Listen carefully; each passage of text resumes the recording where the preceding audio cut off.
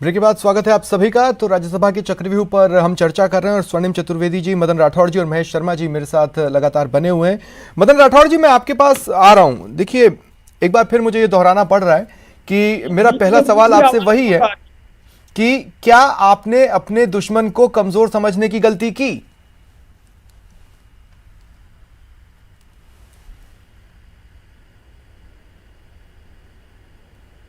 बोले मदन जी। देखिए, जी मदन जी, सुन पा रहे हैं मुझे? ये आवाजें बहुत आ रही। जी चलिए, मैं थोड़ा जोर से बोलता हूं। मदन जी, मैं आपसे ये पूछ रहा हूं कि आपने अपने दुश्मन को कमजोर समझा? नहीं नहीं, ऐसा नहीं है। हम्म। देखिए, हम जानते थे हम्म। कांग्रेस सत्ता का दुरुपयोग की और इसीलिए गहलोत साहब लगातार ये कहते थे कि हॉर्स ट्रेडिंग गहलोत साहब ने की है और गलत तरीके से की है। 5 साल पुराना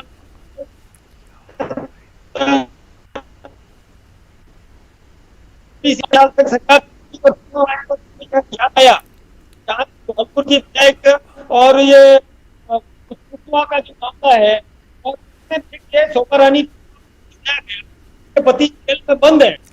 क्या गया कि आपको किस प्रकार के साथ काम करेंगे, इस प्रकार सत्ता का दुरुपयोग कांग्रेस ने मदन जी, किया है। मुझे नहीं पता कि क्या क्या, क्या प्रॉब्लम आ रही है, लेकिन तकनीकी तौर पर आप पूरी तरह मेरे साथ नहीं जुड़ पा रहे हैं। आपकी आवाज़ क्रैक हो रही है। मेरी टीम एक बार फिर आपके साथ इसे सुधारने की कोशिश करेगी।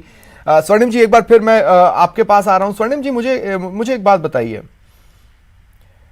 जैसे मान लीजिए एग्जाम्पल के तौर पर अपन राजेंद्र गुढ़ा को लेते हैं, ठीक है? वो मुखर रहे, मंत्रिमंडल विस्तार नहीं हो रहा है, क्या करेंगे? वो तो उस दूल्हे से भी अपने आप को कंपेयर कर बैठे जो शादी के इंतजार में ही बैठा हुआ है। उसके बाद उन्हें मंत्री पद मिला, उन्होंने नाराजगी नहीं बताई। फिर नाराजगी बताई अभी राज्यसभा चुनावों में बाड़ेबंदी से पहले, और उनका यह कहना है कि सीएम साहब तो बहुत बोलते हैं। अब देखिए, कुल मिलाकर स्थिति यह है कि या तो ये सब कुछ स्टेज्ड था, ड्रामा था आलाकमान को मैसेज देने के लिए कि साहब जब तक सीएम गहलोत हैं तभी तक सब एकजुट है, नहीं तो नहीं रहेंगे, और या फिर आपने इसको कंट्रोल किया। लेकिन इसका मतलब यह नहीं है कि अंदरूनी नाराजगियां खत्म हो गई, वो कभी भी दोबारा उठ सकती हैं।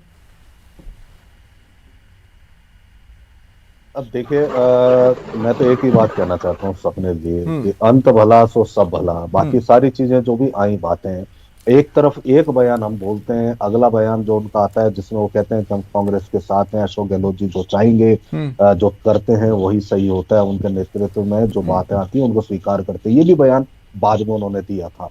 तो वो सब चीजें होती हैं, मुद्दे होते हैं। हमारा दल है, इसमें मुद्दे होते हैं, हम स्वीकार करते हैं, मुद्दे होंगे, लेकिन मतभेद नहीं है। कांग्रेस विधायक है राजेंद्र गुढ़ा जी, कांग्रेस के विधायक दल के सदस्य हैं, कांग्रेस के राज्य मंत्रिमंडल के सदस्य हैं और वो साथ ही थे। अब एक बात ये आती है कि सबसे जो अहम चीज है वो ये है कि भारतीय जनता पार्टी के नेता, हम तो एक थे, एक है, एक दिखे और आज भी दिखे और एक साथ वोट भी डाल दिया। भारतीय जनता पार्टी के नेता क्यों अपने आप को न तो एकता प्रदर्शित कर पाए, न एक रह पाए, सिर्फ कांग्रेस पर, कांग्रेस सरकार को कोसने पर उनकी जो है सारी ऊर्जा व्यक्त हो गई। आप बताइए कि एक नेता, क्योंकि हम इनके बयानों का बहुत ज्यादा नहीं, लेकिन कई सारे कोइंसिडेंसेस आपका साथ नहीं दे रहे। जैसे आप कहते हैं कि केंद्र सरकार एजेंसियों का इस्तेमाल करती है, बहुत सारे कोइंसिडेंसेस तो आपका साथ दे गए। आप उसे कोइंसिडेंस कहेंगे या वो भी प्रायोजित था? देखिए, केंद्र सरकार ने, अगर नोटिस की बात आई थी मीडिया में, हमने भी देखी थी, नोटिस जारी हुए हैं तो जारी हुए हैं। अब भारतीय जनता पार्टी के नेताओं ने अगर प्रत्याशी उतारा जब संख्या बल नहीं था आपके पास, लगातार नहीं है वो संख्या बल जो हमारे साथ है, और जो उसको आप अपना गिन करके अगर प्रत्याशी उतारते हो तो हॉर्स ट्रेडिंग नहीं तो और क्या कहें, सेंधमारी की आपने प्रयास तो किया ही। मैं ये कहता हूं और मानता हूं कि लगातार प्रदेश, लेकिन उन्होंने एक प्रत्याशी उतार के आपको बिजी भी बहुत रखा और आपको परेशान भी बहुत रखा, इसमें कोई शक नहीं है स्वर्णिम जी। लेकिन महेश शर्मा जी, मैं आपके पास आ रहा हूं। महेश शर्मा जी के पास जाने दीजिए स्वर्णिम जी मुझे। महेश जी, देखिए, मैं फिर मैं उसी बात पर आ रहा हूं कि जो भी है, एक मैसेज तो कांग्रेस आलाकमान को यह गया कि दरअसल अशोक गहलोत ही वो चेहरा है जो लोगों को जोड़कर रख सकते हैं। या जोड़कर रख सकता है। अब या तो ये मैसेज एक घटनाक्रम के जरिए पहुंचाया गया या ऑटोमेटिक इस घटनाक्रम से गया, वही वो डिफरेंस मेकर है जिसकी काट बीजेपी नहीं ढूंढ पाई है, क्योंकि बाकी प्रदेशों में तो कांग्रेस का बुरा हाल कर रखा है बीजेपी की स्थानीय इकाई ने, प्रदेश की स्थानीय इकाई नहीं कर पाई है।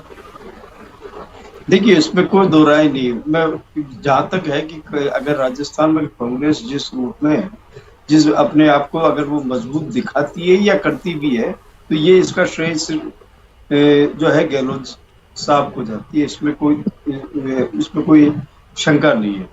कारण यह है कि आज जो कांग्रेस को एकजुट लाने में 2 बार मुख्यमंत्री पद संभालने के बाद ये तीसरा टर्म है उनका, और उन्होंने बड़ी शिद्दत के साथ पिछली बार भी और इस बार भी जिस तरह से मतलब कांग्रेस की सरकार चलाई है और बड़ी अच्छी योजनाएं दी है और उनका इम्प्लीमेंटेशन भी हुआ है, ठीक है, एक मैसेज गया है। इसमें तो आप ये मान के चलिए कि अच्छा उन्होंने पकड़ बताई है। और ये सिर्फ क्या करते हैं, कांग्रेस हाईकमान ही नहीं मानता है, बल्कि ये रहे कि कई योजनाओं को लेकर के केंद्र सरकार यहाँ तक कि नरेंद्र मोदी ने भी उनकी तारीफ की।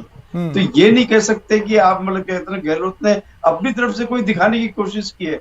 वो इस मामले में बहुत माहिर है और उनका मतलब वास्तव में संगठन पे और सत्ता पे पूरी पकड़ मजबूत। ठीक है, मैं एक बार फिर मदन राठौड़ जी आपके पास आपसे बातचीत की कोशिश करूंगा। मदन राठौड़ जी, राज्यसभा चुनाव तो अच्छे दिन नहीं लाए उस निर्दलीय प्रत्याशी के लिए जो जिनका आप साथ दे रहे थे। देखिए, हमारा अधिकृत प्रत्याशी तो एक ही जीतने वाला था, ये तो सभी जानते हैं। इसके अलावा जो हमारे पास सरप्लस वोट है तो हम निर्दलीय को समर्थन देंगे, इसमें कोई दो राय नहीं है। हम कोई कांग्रेस को तो देने वाले रहे। इसलिए अब मैं एक बात आपसे बताऊं कि जैसे एक आपने कहावत सुनी होगी कि चोर मचाए शोर, तो वही स्थिति गहलोत साहब ने की कि horse trading horse trading horse trading, लेकिन वास्तव में हॉर्स ट्रेडिंग में कामयाब हुए गहलोत साहब। गलत तरीके से उन्होंने, देखिए, चंद्रकांता जी को नोटिस दिया 5 साल पुराने केस के अंदर। अब आप देखिए 5 साल तक सरकार सोती रही और जो चुनाव शोर तो आपने भी खूब मचाया। नहीं, हम तो क्या करते थे, हम आप तो कहते थे दूसरी सीट हम ही जीत रहे हैं।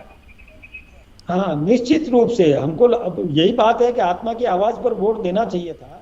नहीं तो आपकी जिन विधायकों से बातचीत हो रही थी या जो कहा जा रहा था कि कुछ विधायकों ने आपसे अपना दुखड़ा रोया और कहा है कि हम अपने अंतरात्मा की आवाज सुनेंगे, या तो उन्होंने आपको मूर्ख बनाया और या फिर उन्होंने आपसे झूठ कहा। देखिए, जहां तक शोभा रानी का बात है, मैं आपसे बताऊं कि उनके पति जेल में बंद है और अशोक गहलोत जी ने उनको कोई ऐसा प्रलोभन दिया होगा, कोई दबाव डाला होगा, ये वो सब हथकंडे अपनाने में कामयाब हुए ना। अशोक गहलोत जी सत्ता का पूरा दुरुपयोग किया उन्होंने, और इस प्रकार से मैं सोचता हूँ कि राजस्थान में काला अध्याय कभी भी नहीं रहा।